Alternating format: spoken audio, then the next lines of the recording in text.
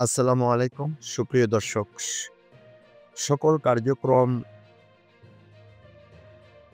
নিষিদ্ধ হওয়া আওয়ামী লীগ ও ছাত্রলীগ নেতা কর্মীদের গেরিলা প্রশিক্ষণ দেওয়ার অভিযোগে সন্ত্রাস বিরোধী আইনে করা মামলায় মেজর সাদিকের স্ত্রী সুমাইয়া জাফরিন স্বীকারোক্তিমূলক জবানবন্দি দিয়েছে।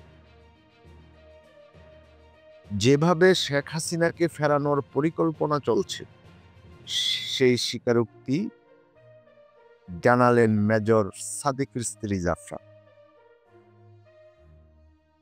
5 দিনের রিমান্ড শেষে তাকে আদালতে হাজির করে গোয়েন্দা পুলিশ ডিবি মামলার তদন্ত কর্মকর্তা ডিবি পরিদর্শক মোহাম্মদ জাহেদ হোসেন তার জবানবন্দি লিপিবদ্ধ করার আবেদন করে। পরে আদালত তার জবানবন্দি সন্ধ্যা পর্যন্ত লিপিবদ্ধ করে। বিশ্বস্ত সূত্র জানা গেছে, আজ স্বীকারোক্তিমূলক জবানবন্দিতে জাফরিন ওই বৈঠকে সম্পৃক্ত ছিলেন বলে আদালতকে জানিয়েছে।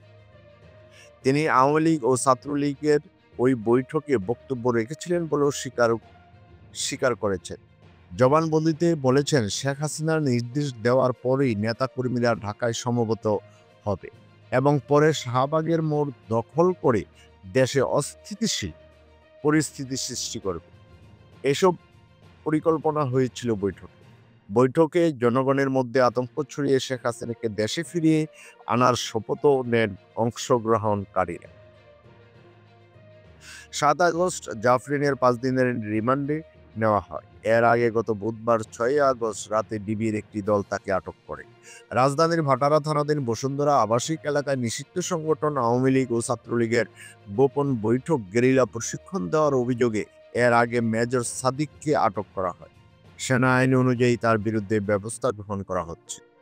তিনি ক্যান্টনমেন্টে আছেন। সন্ত্রাস বিরোধী তৎপরতায় জড়িত থাকার অভিযোগ পাওয়ায় জাফরিনকেও আটক করা হয়।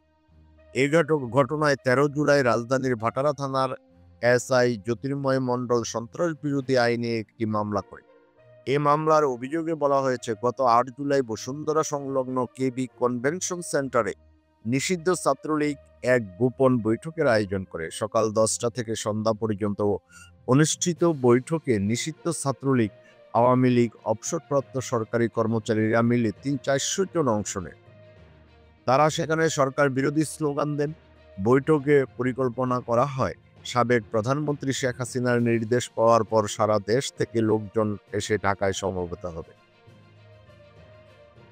তারা ঢাকা শাহবাগ মোড় দখল করে দেশে অস্থিতিশীল পরিস্থিতি এবং জনগণের মধ্যে আতঙ্ক সৃষ্টি করে দেশে শেখ হাসিনার প্রত্যাবর্তন নিশ্চিত করবে। চিন্তা করেন দর্শক, তাইলে এভাবে কি প্রত্যাবর্তন নিশ্চিত করা যায়? সোজা কথা, দেশের মধ্যে একটা অরাজক পরিস্থিতি সৃষ্টি করা। মামলায় গ্রেপ্তার স্বাস্থ্য মন্ত্রণালয়ের অবসরপ্রাপ্ত কর্মকর্তা ওহিদুজ্জামান মোল্লার স্ত্রী শামীমা নাসরিন শম্পা ও বরগুনার সোহেল রানা 2 দিনের রিমান্ড শেষে গত 16 জুলাই কারাগারে পাঠানো হয়। 29 জুলাই 8 জনকে কারাগারে পাঠানো হয়। তারা হলেন চুয়াডাঙ্গার আজিজুল মিজি, ফরিদপুরের আঞ্জুমান আরা বেগম, ঢাকার সাভারের সুলতান মাহমুদ ওরফে তসলিম মাহমুদ, পটুয়াখালীর মোহাম্মদ নাইম হাওলাদার, ভোলা জেলার মোহাম্মদ হেলাল উদ্দিন, নরসিংদীর মোহাম্মদ ইমরান হোসেন, শরীয়তপুরের মুক্তা আক্তার, রাজশাহীর নবিউল প্রকাশ নবু। গত 30 জুলাই 4 জনকে কারাগারে পাঠানো হয়। তারা হলেন মানিকগঞ্জ জেলার রাজীব মিয়া, নওগাঁর ওমর ফারুক সৈকত, রাজধানীর বংশালের হাজী নাসির আহমেদ ও নোয়াখালীর মোহাম্মদ এনাম হোসেন সুজন। এবং 31 জুলাই নেত্রকোনার জাহিদ হোসেন, সিলেটের আনার মিয়াকে কারাগারে পাঠিয়েছেন আদালত। 3 আগস্ট রাজবাড়ীর প্রতিম কুমার দে ও শফিকুল ইসলাম সজীবকে কারাগারে পাঠানো। এ পর্যন্ত মোট 22 জনকে কারাগারে পাঠানো হয়েছে। আদনান নামে আরেক আসামিকে 7 দিনের রিমান্ডে রয়েছে। 7 আগস্ট রিমান্ড শুনানির সময় জাফরি নিজেকে নির্দোষ দাবি করেন এবং বলেন, ষড়যন্ত্রমূলক বৈঠকের সঙ্গে তাদের কোনো সম্পর্ক ছিল না। ওই দিন অস্বীকার করে আজ স্বীকারোক্তি এবং বক্তব্য যে দিতেছে তাহলে তাদের কি করা উচিত দেশে এই অস্থিতিশীল পরিস্থিতির জন্য? তাই দেখা যাক কি করা হয়। দর্শক ভালো থাকবেন। আল্লাহ হাফেজ।